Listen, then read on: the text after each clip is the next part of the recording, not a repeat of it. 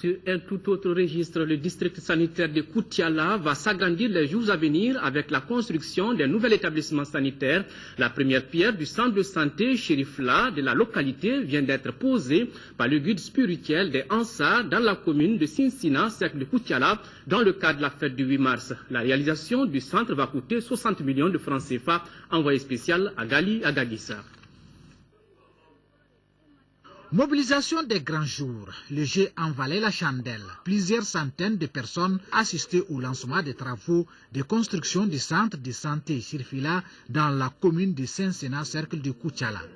Le futur bâtiment à 2 niveaux devra comprendre, entre autres, un bureau pour les médecins, une salle d'hospitalisation. Le site, qui couvre une superficie de 2 hectares 760 mètres carrés, a coûté 4 250 000 francs CFA à la Fédération Ansardine Internationale. Le choix de la ville de Koutiala n'a rien de hasard. Koutiala est peuplé, il y a beaucoup de monde à Koutiala ici, c'est à cause de ça qu'on a choisi Koutiala. Mais peut-être demain ou après-demain, on va choisir aussi Sigasso Oukai, on va construire ça en 60 millions, Inch'Allah.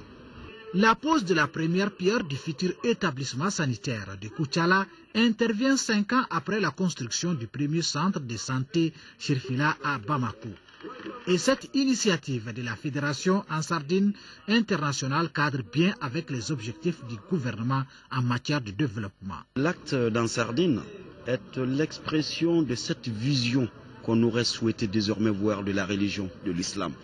Et la double symbolique, c'est d'abord le fait que désormais nos religieux, nos structures associatives religieuses posent des actes concrets au bénéfice des croyants.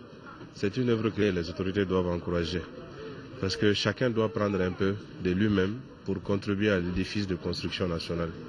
Faire un centre de santé, c'est construire le pays. Plusieurs leaders religieux et d'autres personnalités ont pris part à cette cérémonie.